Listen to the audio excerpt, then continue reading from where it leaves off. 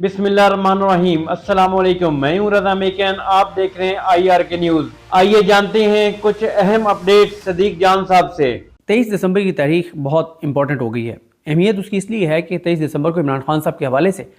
जो अलकादिर केस है उसका महफूज फैसला सुनाया जाएगा। ये केस है क्या और मुमकिन तौर पर फैसला क्या आएगा और हुकूमत के लिए और इस निज़ाम के लिए क्यों इस वक्त बहुत मुश्किल सूरत हाल है, उस पर बात करते हैं। देखें, जब जब हमने देखा है कि ये निज़ाम, ये हुकूमत, इसके इदारे बहुत कॉन्फिडेंट हो गए हैं कि अब हमने जिस तरह से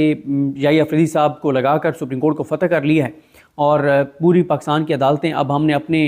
मातहत कर ली हैं और पूरी पाकिस्तान की अदालतों को फतह कर लिया है और अब हमारे लिए कोई चैलेंज नहीं है, तो हर उस मौके के ऊपर इमरान खान साहब कोई एक ऐसा ऐलान करते हैं, कोई एक ऐसी चीज़ करते हैं जिससे इस निज़ाम को बहुत बड़ी चोट पहुँचती है और इमरान खान इनको परेशान कर देते हैं कि वो इमरान खान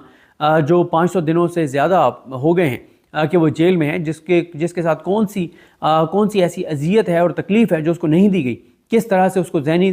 तौर पर अजियत का शिकार नहीं किया गया, उसकी अहलिया को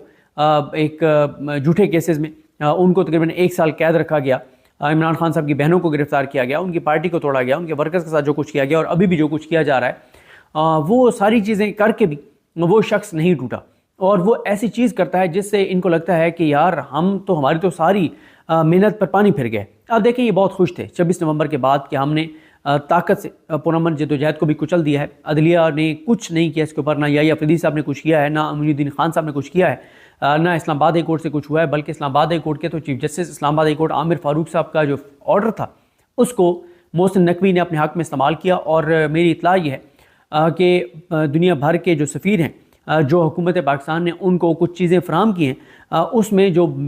इन्हिसार किया गया हुकूमत की जानिब से, जो कुछ इन्होंने 26 नवंबर को किया है, वो इन्हिसार इन्होंने किया है आमिर फ़ारूक साहब के फ़ैसले पर कि हमें इस्लामाबाद हाई कोर्ट का ऑर्डर था कि कुछ भी हो जाए ये एहतजाज यहाँ पर नहीं होना चाहिए, तो हमने जो भी किया है, जो भी बर्बरियत की है, फस्तायत की है, दरिंदगी की है, वो हमने आमिर फ़ारूक साहब के हुक्म पर की है और पाकिस्तान की अदालतों के हुक्म पर किया है, इसलिए हमारे इसमें कोई कसूर नहीं है। तो इस हद तक ये हुकूमत आमिर फ़ारूक साहब के फ़ैसलों की बेनिफिशरी है, यानी इनको नैरेटिव बनाने के लिए और दुनिया में अपनी साख बचाने के लिए और पाबंदियों से बचने के लिए जो कुछ किया गया 26 नवंबर को, उसके लिए आमिर फ़ारूक साहब का ऑर्डर जो है वो उसको इस्तेमाल किया जा रहा है। और उस हवाले से एक दिन पहले आमिर फ़ारूक साहब के हुक्म से एक दिन पहले फैसल वाडर ने कह दिया था कि जनाब कल तक PTI ने कॉल वापस ना ली तो एक अदालत जो है वो इस चीज़ को टेकअप करेगी और पाबंदी लगा देगी, और वही हुआ जो फैसल वाडर ने पहले बता दिया था, आमिर फ़ारूक साहब ने वही किया। तो बात यह है कि अब भी जब ये समझ रहे थे कि सब अच्छा है, तो इमरान खान साहब ने क्या किया कि वो चाहते तो 1-1.5 महीना मज़ीद अलकादिर केस को चला सकते थे, गवाहान की लिस्ट देते और एविडेंस लाने का कहते और तारीखें लेते और गवाह आते, उनके ऊपर फिर प्रोसिक्यूशन जरा करती, ये सब कुछ होता और 1-1.5 माह गुजर जाना था। लेकिन इमरान खान ने कहा कि ये जो इनका कॉन्फिडेंस आसमान से पहुंचा हुआ है, ये समझते हैं कि मैं इनसे खौफज़दा हूँ, तो छोड़ें, ड्रॉप करें गवाहों को और इन्हें कहें दें मुझे सज़ा, और जो है वो दलाइल मुकम्मल करें और इन्हें कहें दें मुझे सज़ा, जो करना है इन्होंने मेरे साथ करें। और इसलिए आपने देखा कि कल रात को जब सलमान सफदर साहब बाहर आए, उस्मान रियाज गिल साहब और ज़हीर अब्बास साहब, खालिद चौधरी साहब, ये सब आए और अलीमा खान साहबा थी, साथ उज़मा खान साहबा थी और हसन न्याज़ी साहब की वालदा थी, और उन्होंने इन सब ने जब प्रेस कॉन्फ्रेंस की तो उसमें वैसे सलमान सफदर साहब ने ये बड़ी इंपॉर्टेंट बात की। उन्होंने कहा कि हमारी और प्रोसिक्यूशन की कंसेंट से आज ये हेयरिंग जो है वो 6 घंटे तक चली है, और उन्होंने ये कहा है कि हमने खुद कहा है कि जी आप मुकाएं इस मामले को। इमरान खान ने गवाह भी सरेंडर कर दिए, इमरान खान ने कोई तारीखें भी नहीं ली, इमरान खान ने कोई लंबा चौड़ा काम नहीं किया। इमरान खान ने कहा कि जो मुझे तुमने सज़ा देनी है वो दो। अब मसला ये है कि अगर ये इमरान खान को सज़ा दे देते हैं जो कि उन्होंने देनी है,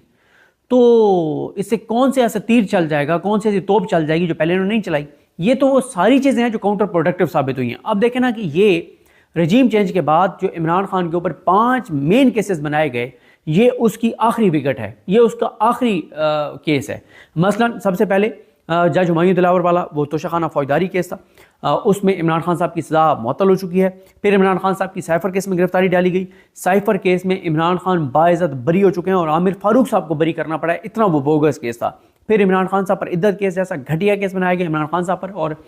बुशरा बीबी साहिबा पर, उसमें इमरान खान और बुशरा बीबी जो हैं वो दोनों बाइज़्ज़त बरी हो चुके हैं। फिर तोशाखाना 1 केस था नैब का रेफरेंस, उस केस में इमरान खान साहब और बुशरा बीबी की सज़ा जो है वो नैब ने खुद आकर का मुअत्तल कर दें, और अब नैब खुद कह रहा है कि आप ये केस जो है वो वापस रिमांड बैक कर दें, और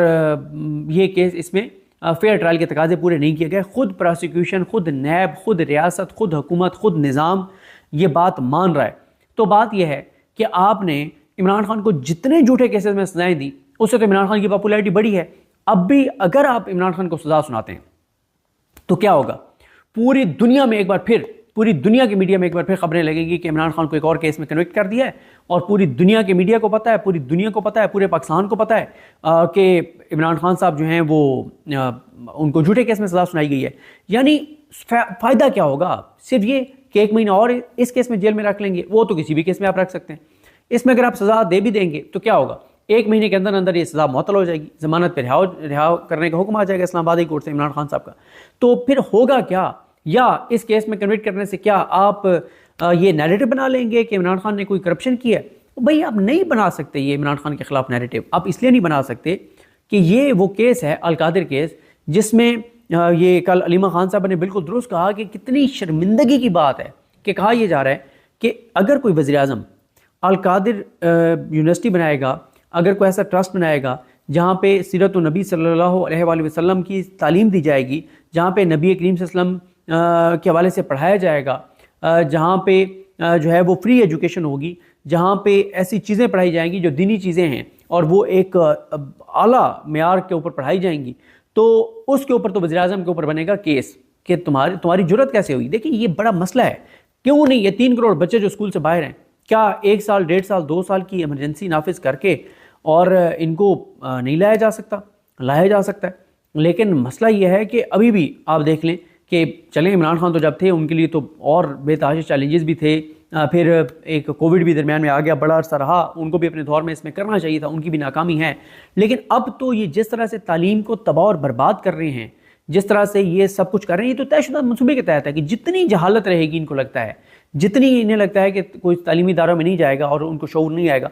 उतनी उस वक्त तक जो है वो हमारा इक़्तिदार, हमारा तसल्लुत जो है वो बरकरार रखेगा। जैसे जैसे नौजवान पढ़ते जाएंगे और लड़कियों लड़के पढ़ते जाएंगे, बच्चे पढ़ते जाएंगे, उनको तालीम मिलती जाएगी, शऊर मिलता जाएगा, तो ये इस निज़ाम की जो एक कब्ज़ा है वो ख़त्म हो जाएगा। अब वैसे ये चीज़ें मैटर नहीं करती, कोई स्कूल गया है या नहीं गया, पूरे पाकिस्तान का बच्चा हर फर्द, हर शख्स ये बात जानता है, हर पाकिस्तानी ये बात जानता है कि पाकिस्तान के अंदर हकीकत क्या है, किसने क्या किया है और कौन क्या कर रहा है। तो इसलिए आप सज़ा दे देंगे तो इमरान खान को तो इससे कोई फ़र्क नहीं पड़ता। तो नाज़रीन ये थी आज की अहम अपडेट्स जो आपने जानी सदीक जान की ज़बानी। इसी के साथ अपने मेज़बान रज़ा मेकिन को इजाज़त दीजिए। अल्लाह हाफ़िज़। पाकिस्तान जिंदाबाद।